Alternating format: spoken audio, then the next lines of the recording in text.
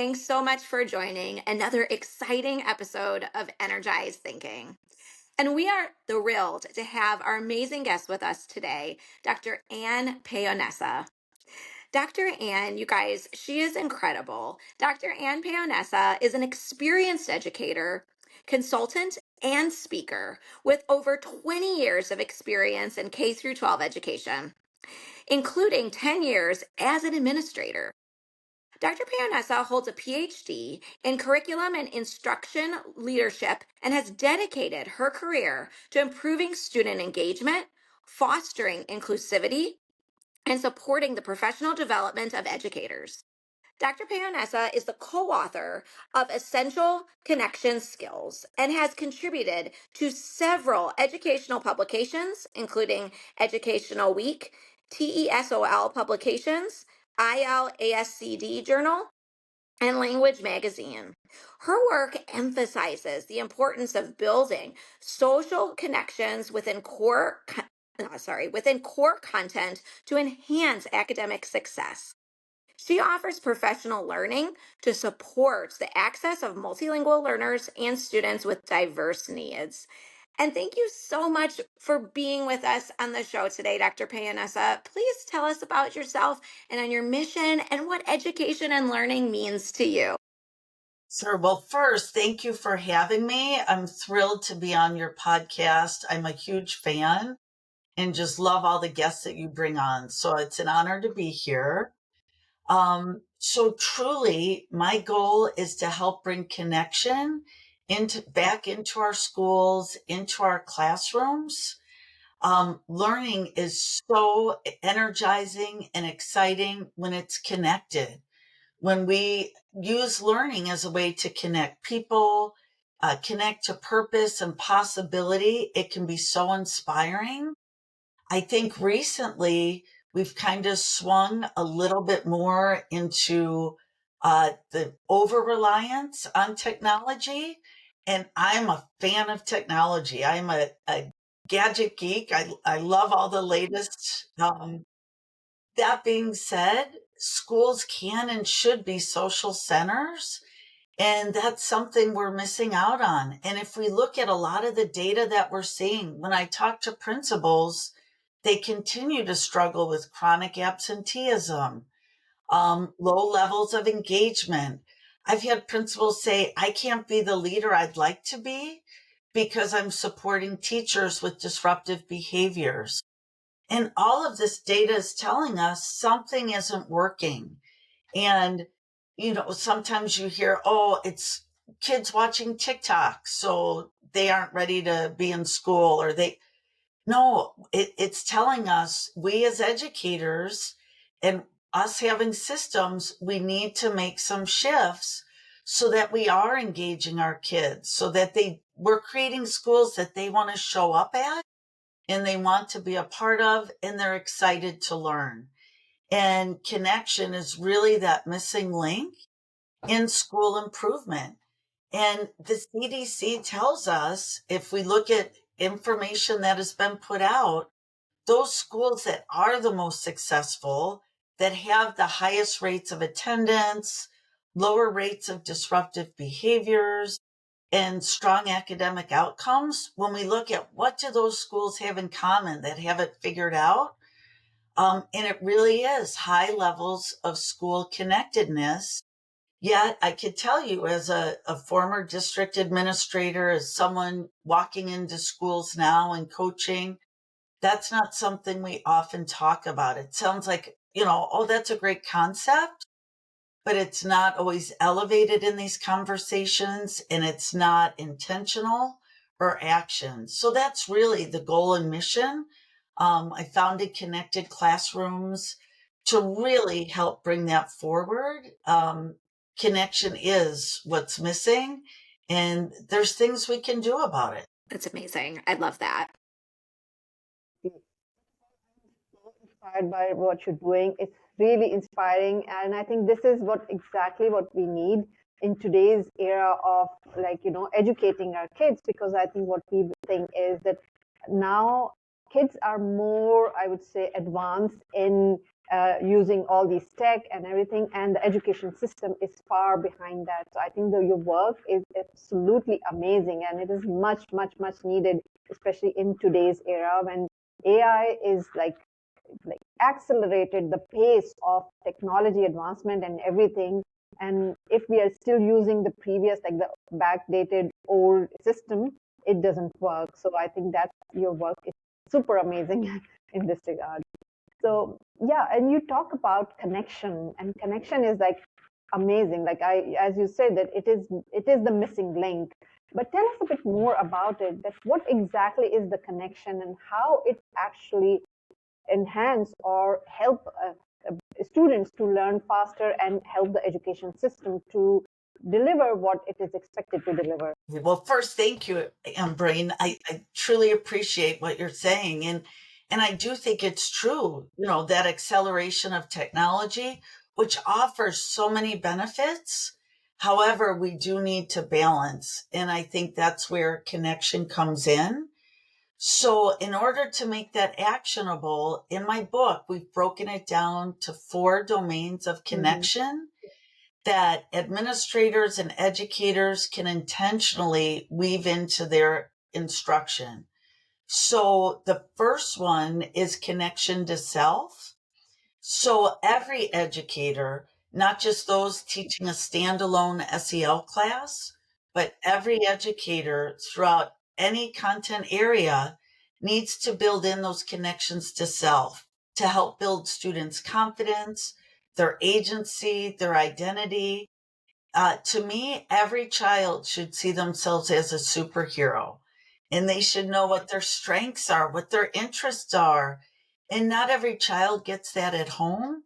As educators, we have such a powerful opportunity to build in reflective pauses, have students realize, wow, I am good at this, or oh, I bring something special that maybe my classmates don't, or recognize what's special about their peers and celebrating those differences and leaning into those.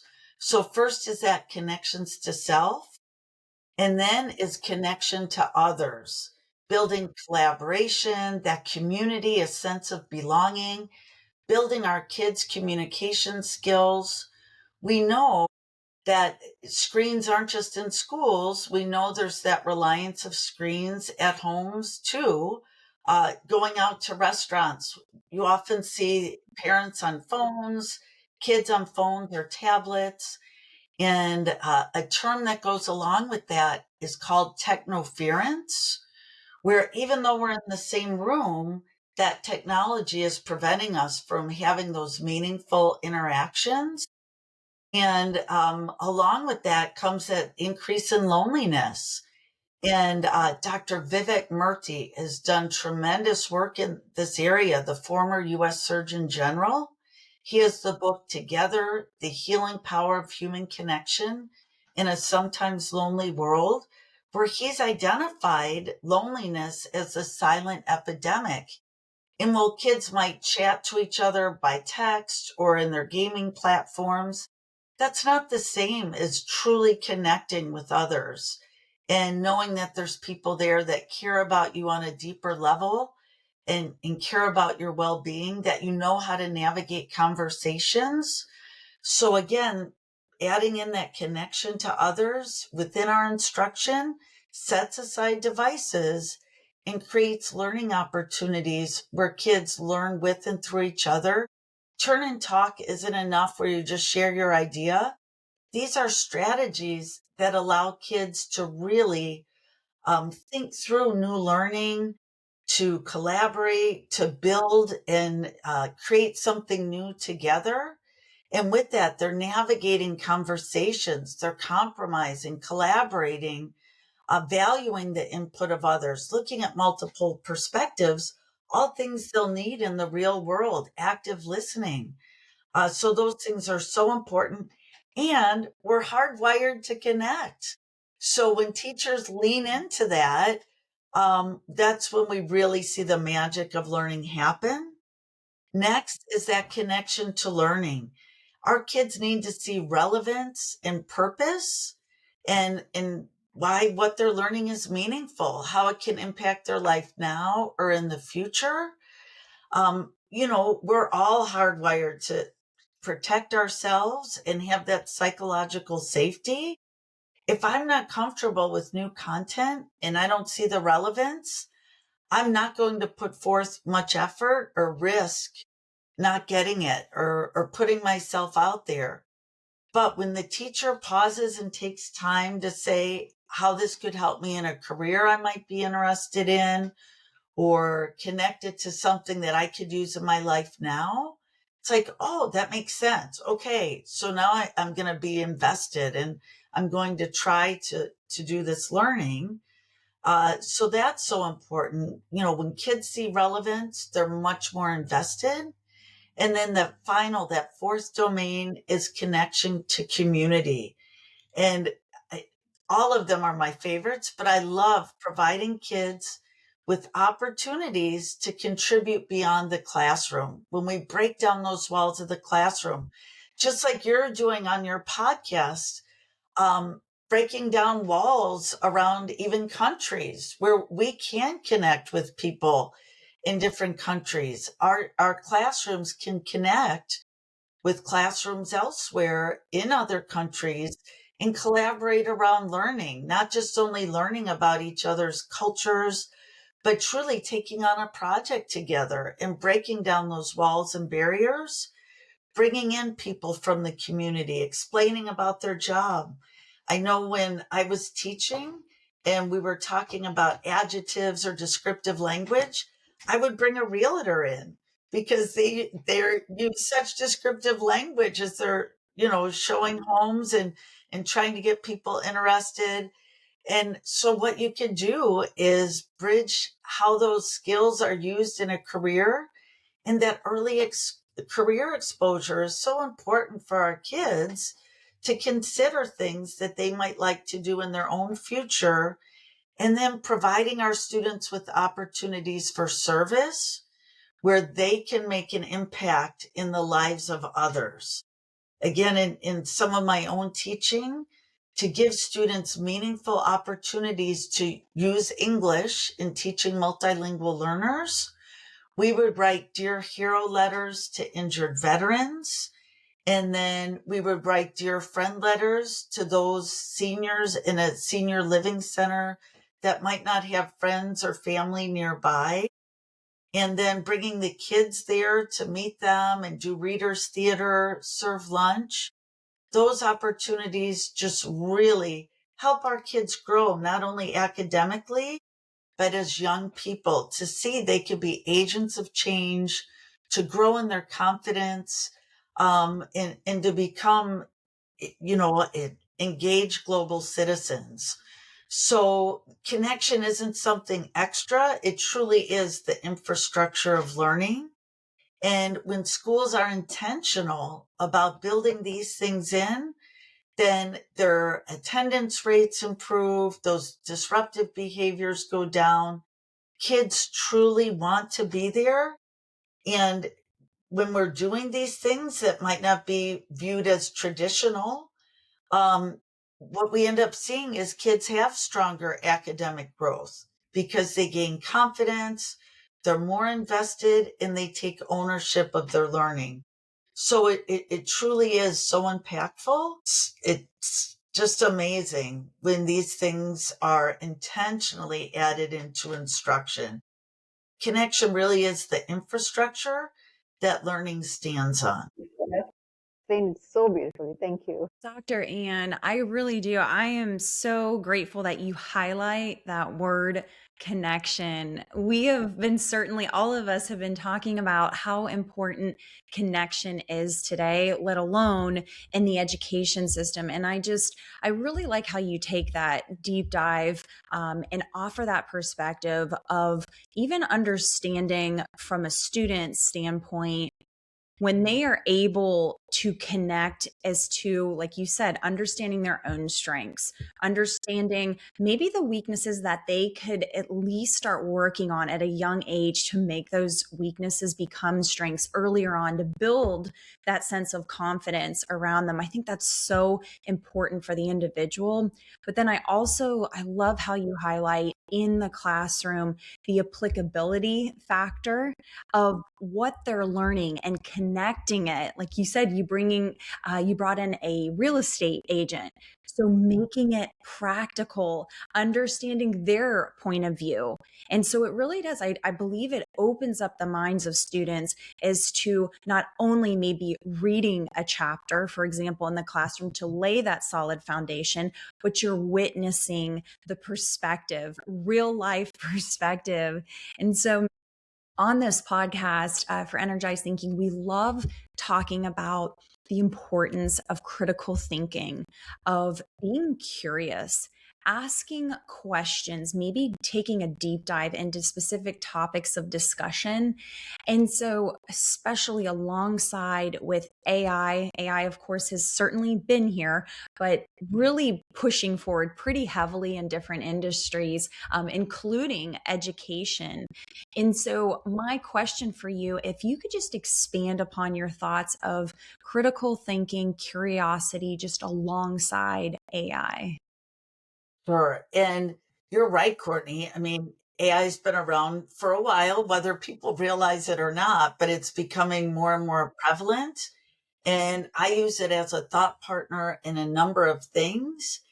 Um, and it will be in every career. However, because of that, it really highlights how important that curiosity and thinking to develop those skills in our kids are even more important, not less, with the rise of AI. AI can give us great information and pull things together for us, identify patterns, but truly that human thinking, that creativity, collaboration, interaction is needed more than ever. And that really comes through these connected learning strategies. When our students have those opportunities to navigate learning together, to create new things together, that's again where the magic happens. AI is powerful, but it doesn't replace thinking. And as a district leader, I know sometimes I would go and visit classrooms. And I recall walking in at a middle school and every student was on their Chromebook. The teacher was sitting behind the desk on their device. And it wasn't a time of standardized testing or a test being delivered online. This was an opportunity where, there was no interaction happening during that instructional block. So, while schools have become more efficient with the use of data and the use of systems, including AI, data to tell us, what level students are at in their learning, where there's gaps in essential skills, I really caution schools. We can't just have kids go on, oh, here, go on this program. It'll fill these gaps that you're missing in math. Or, oh, here's what you need to do in ELA. And then we're missing out on those opportunities for our kids to do that critical thinking, to be creative, to explore topics at a deeper level. And when they're doing that with others, it improves their communication. They're having to navigate decisions, negotiate, compromise. Maybe they're embracing an idea someone else brought in that they wouldn't have come up with, that benefit of collaborating, struggling maybe through a project, problem solving through that, and then coming up with something they're creating together. It's so powerful. And I think all schools and classrooms should audit the amount of time kids are spending on devices versus the amount of time that they have to interact with others, or those opportunities we're bringing in by connecting members from the community, or building and using technology to build connection, like collaborating with a classroom in another country, in another region or state. Technology is wonderful. I love it. But we just need that balance and ensure that we are providing those opportunities for our kids to develop those human skills that are needed more than ever. If we have them spending too much time on screens in schools, it's really challenging for them to develop those skills because we know there's time outside of school that's spent on screens. Some are involved in activities, sports, clubs. Those things are great, but a lot of times those are very structured and intensive with a specific purpose. So providing some less structured time with a specific learning goal in the classroom is truly when our kids can develop these human skills and strengths that they'll need throughout their lives. No, Dr. Ann, that was fantastic because I believe, like you said, it's not about setting technology aside, but it's about that balance because even in articles that I'm reading right now, employers are highly valuing communication. I know you spoke about communication skills, collaborative efforts. How well do you work with others? And so I think technology could amplify the opportunity in different industries as far as innovation, but it really does begin with that connection with one another. So I love how you highlight that. Thank you. I love that. And Dr. Ann, I think that's just so needed. And it makes me think of, like, I've told a story before with my son who is about 7 years old, and he was trying to help his dad with a power tool. And so my husband was explaining to him, like, you can use this power tool for this specific purpose, but we can't like use it everywhere. Like, it's just too powerful for this, and it has its own risks and all of that stuff. And trying to explain it in that way, and I really felt like that was so much of kind of what we're dealing with technology. Is it's incredible, it's so powerful, and there's so many amazing things we can do with it, but also at the same time, let's just know that there's other tools out there as well that we don't want to forget about, and we have to relearn. And I love the way you so eloquently describe this need and how this is so important, getting back to the simplicity of connection. And just because it's simple doesn't mean that it's easy, and it takes hard work and that growth mindset, and keep working at it and keep addressing that in a variety of ways. And I would love for you to tell us more, Dr. Ann, about your book. You have this amazing book, The Essential Connection Skills. And please tell us more about that and what you discuss in this book and how we can read it and obtain it and learn from it. Sure. Well, thank you, Valerie. It really is a passion project, but it comes from my own experience as both a teacher and administrator.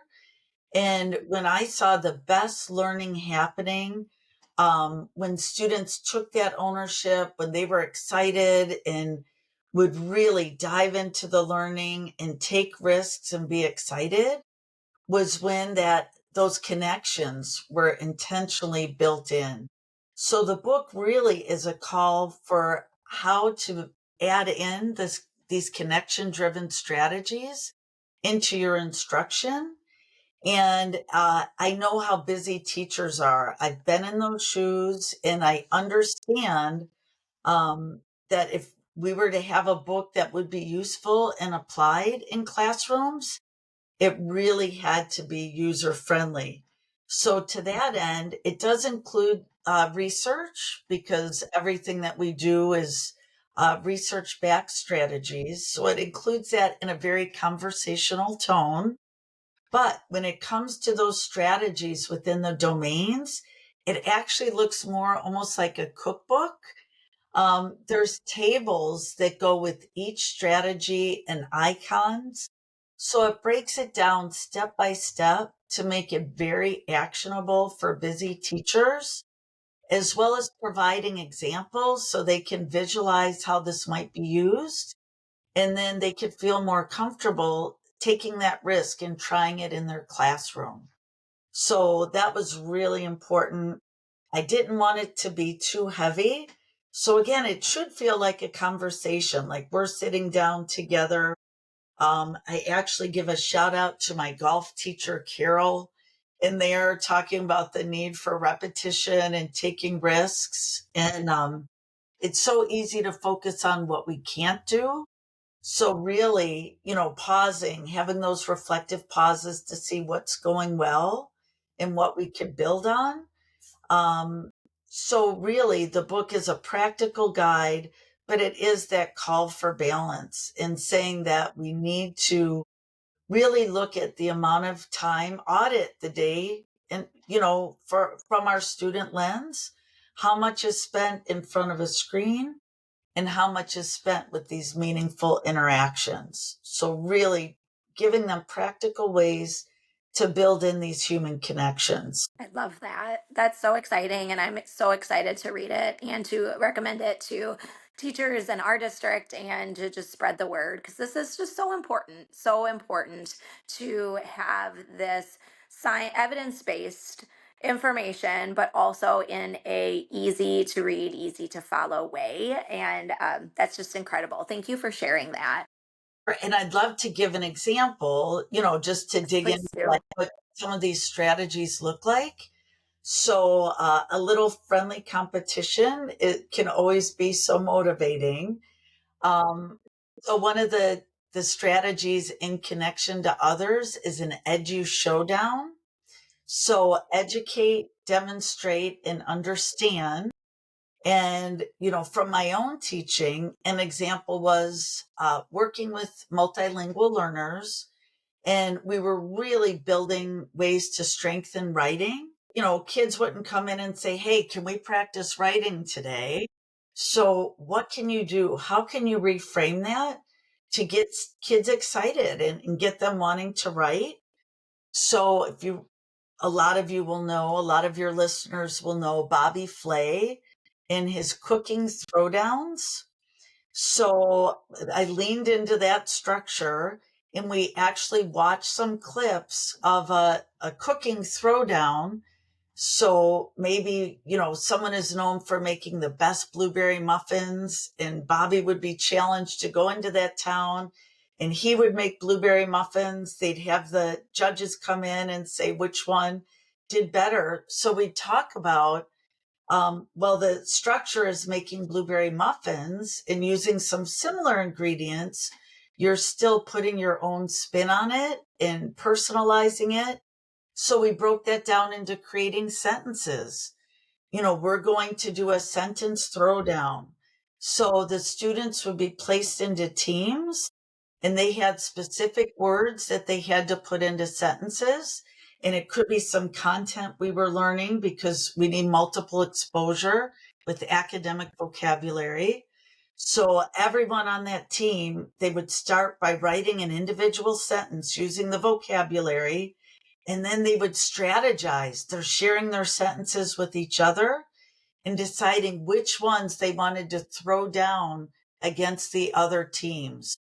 So when you look at that already, that could have been a worksheet activity that they were doing on their own, just practicing academic vocabulary words, or something that they were doing on the Chromebook, looking at a word, completing a sentence, going on.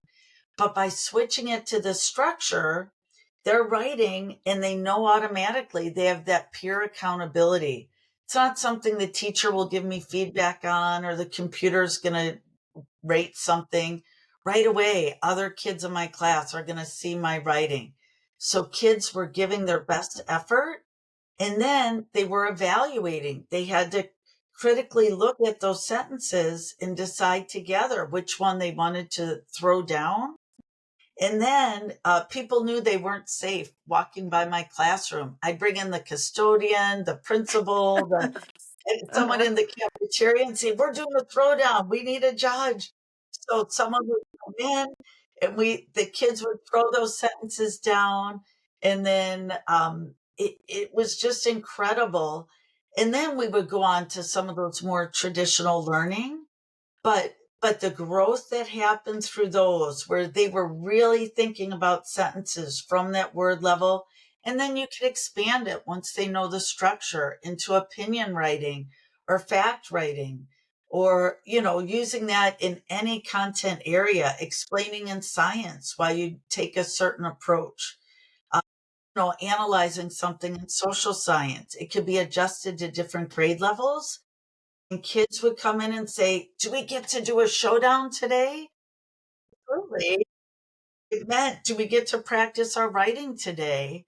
But by elevating, learnings through these connection driven strategies, kids are so much more engaged, and they grew tremendously as writers. And that was carried through in all of their content writing, and they gained confidence. And it's just so fun to watch. And learning should be fun. It shouldn't just be isolated and feel like, and again, it's wonderful to involve kids in their goals and knowing where they're at, with data. But we really need to balance that with just growth for its own sake, and from the student's perspective, for them to gain confidence. Some of those things that we can't always measure or see in a data driven test. So that's just one example of some of these structures, those reflective pauses, just like I said in golf. Oh my gosh, I love it. It's an addiction. But I get so frustrated. I think I have something figured out, and why isn't my drive going further? But when I pause and when my teacher helps me, wow, remember when you were here and now you're consistently showing a drive of this distance. Now let's fine tune it. And when we have teachers doing that and highlighting our students' strengths, because it's so easy for kids to compare themselves to their classmates and think, oh, I'm not as good at this, or I'll never be as good. Like when we intentionally build in those reflective pauses and keep strength spotlight journals where kids, whether it's they're writing it down or it's in a digital format, they track their strengths and interests. It really can be transformative and help build their confidence to be learners, to lean into that curiosity, and to take risks with their learning. So truly, the book is giving practical ways that teachers and teams can do this, and leveraging the structures they have. Schools rely on professional learning communities. So when this can be brought into those structures and they can strategize together, reflect on how it went, look at those areas of growth that students need, it becomes very powerful. And we do have those metrics to measure. Are kids coming to class more? What are kids saying about how they're feeling about their learning? Are we seeing the disruptive behaviors reducing? And it truly is powerful. And the book is meant to serve as a way to bring connection from just this concept or word to really actionable things that all teachers can be doing and owning. So amazing. I mean, literally, the way you have actually provided, like especially in this example, that it's genius way to actually make kids do something which they like. Because I often have this conversation with my son, who's very much vocal about that the flaws about the education, and he specifically talks about that how irrelevant he feels when he's studying something, because he always kept asking that, mama, what's the point of learning this, because when I'll be not using it in real life. And then he gets bored, he loses his interest in that, and he keeps arguing that, like, if school teaches us this, it doesn't help us, to go and do some work in or and apply this knowledge in the practical life, which is like the two different kind of things, that we study something in school which is not relevant to the life that they need to live. So I think your book is, I think, a must read for all the educators, and I think especially the one my son goes to. So he finds some joy in this school. So yeah, I want to ask, especially Dr. N, about that your work as like you've seen the evolution of the schools, especially like of course there is some transition. So what do you think, like especially considering now the AI is coming, the technological advancement is coming? So what is the future of schools and education systems you foresee? Yeah. Well, first, Imbreen, I love that you elevated your son's voice. And that's something Thank we you. all need to do is really listen to our kids and listen to our students because they're the ones, we're trying to serve and engage in learning. So that's so important. Um, but I think, as schools evolve, there's definitely strengths that come through that the use of technology, the use of AI. Schools are becoming more efficient, having that data at our fingertips. Oh my gosh, when I first started in teaching, we had nothing like that at all. So there's definitely benefits to being able to kind of, just like a doctor would take an x-ray to see where something's at that's not visible. As teachers, that data really gives us that glimpse into where a student's at as far as their learning and skills. However, somewhere along the way, we've kind of lost touch with some of that humanity and looking at the whole child and not only wanting them to grow academically, but as young people to grow into confident, secure adults that recognize feelings, that can manage those, that can interact with others, that have that social confidence is so important.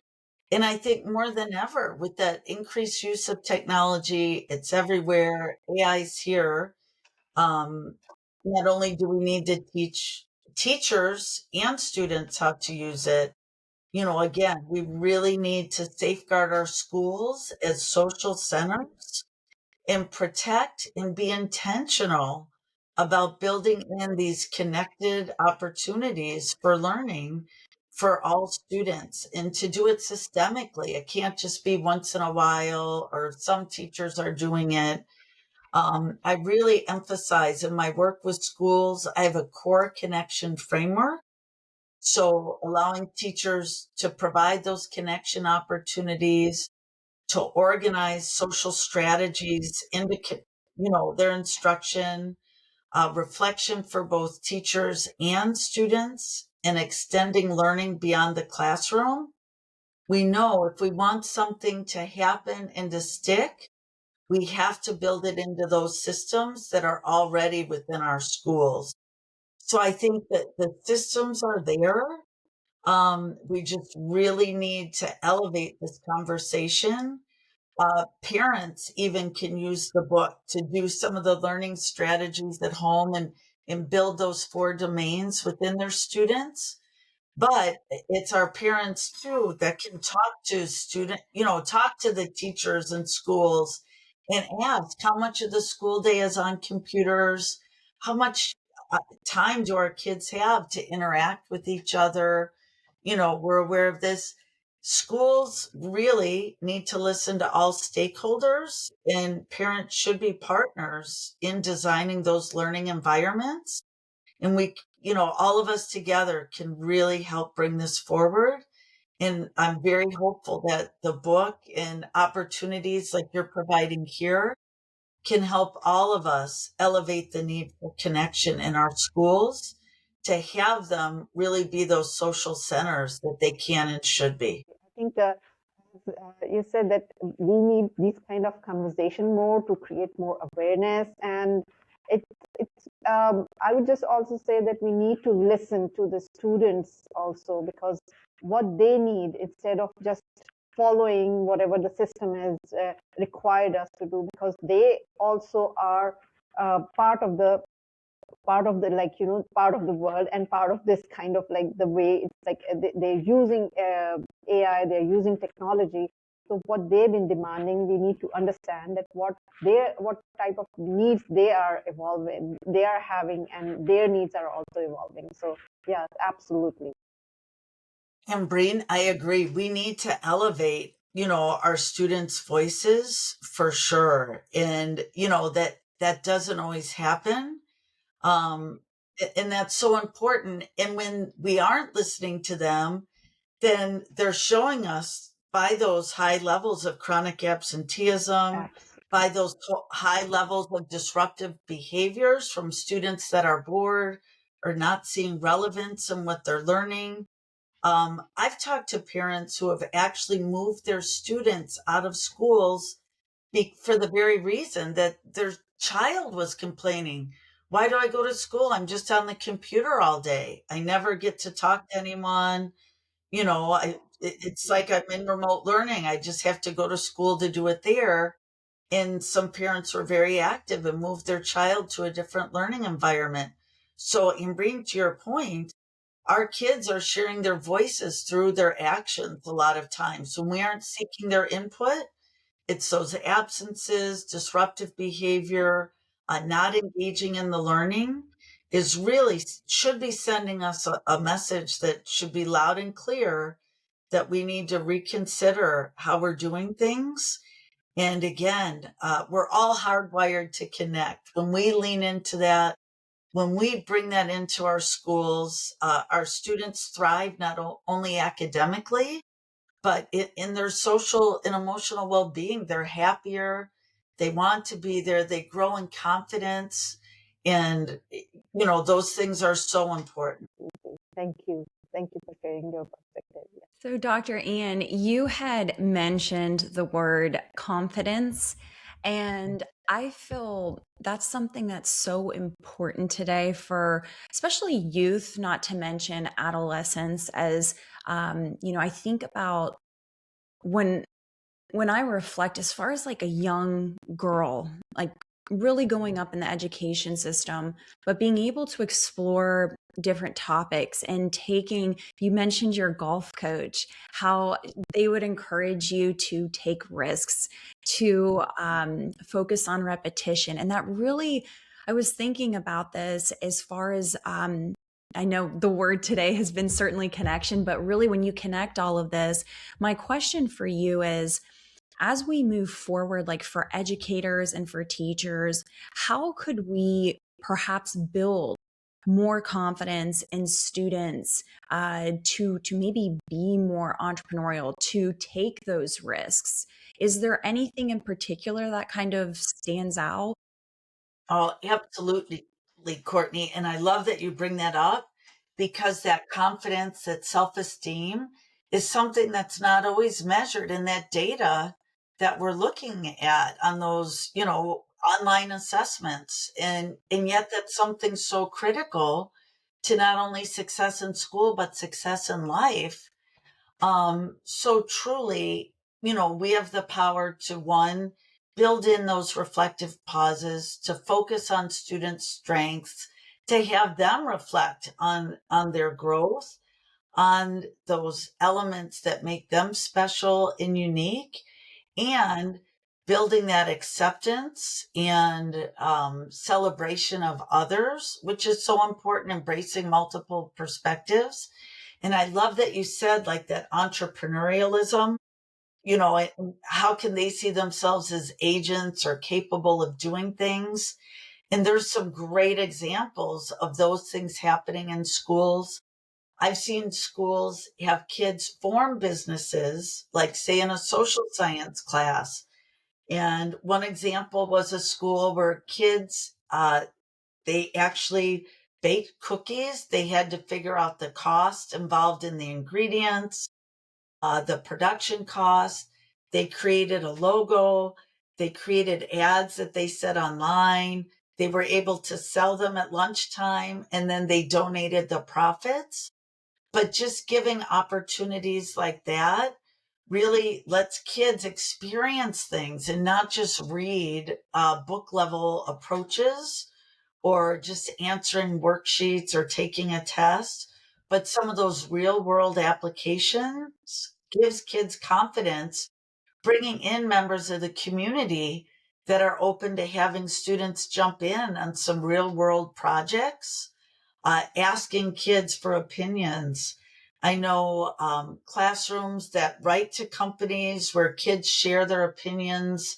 They give a plus delta chart of what they love about a product, what they'd like to see changed, and the company will interact back with them and letting kids see, hey, my voice was heard there. They care about what I have to say can be really powerful. But I've seen schools where kids are able to do pop-up shops or have time to explore some passion projects, and giving kids that freedom with some specific guardrails and learning objectives, but giving them those opportunities to pursue passions with teacher guidance goes such a long way for letting them see, wow, I'm really capable of this. It grows that self-worth, that confidence, and giving them an opportunity to take some risk where there's someone there to help guide them. And then they bring that with them as they go on to other schooling and into their careers in life. And it's so powerful and something all kids should have the opportunity to experience in school. I love how you talk about just the agency, like providing the students a sense of agency for exploration. And it kind of goes back to what Amberine was speaking about, of allowing students to have that voice and how important that is, because it could also give clues as to where things maybe need to be improved within the education system, as well as what is good right now. What are we doing good that we need to keep, the ball moving forward with, as far as even building their confidence? So thank you so much, Dr. Ann. Really appreciate it. Well, thank you. I so appreciate this opportunity to be here with the three of you. I respect each of your work so much. And to have this opportunity to share this message through Energized Thinking, I just so appreciate you having me here. Thank you so much. And Dr. Ann, I would love for you, as we wrap up here, please share with our listeners where they can reach out and connect with you, where they can find your incredible book, as well as if anyone feels called to for the book, make sure you leave a review so others can also then find the book as well. So please tell us all of that and where we can learn more. Sure. So the book is available on Amazon. You could search Essential Connection Skills or search by my name, and that'll pull up. You can also buy it directly through our publisher, which is Corwin. And if you use the code SAVE20, you get 20% off directly on their site. So those are two easy ways to have access to the book. And then my website would be the best way to contact me.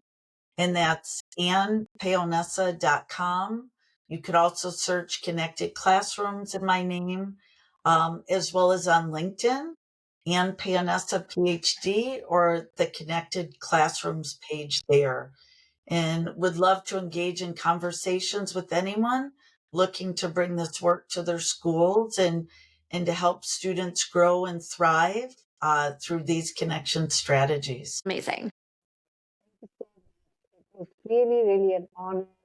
And the way you are actually changing the education, this environment and system is amazing and it's much, much, much needed, especially in this era. So thank you for what you do. Thank you so Thank much. you so much. Thank you so much, Dr. Ann.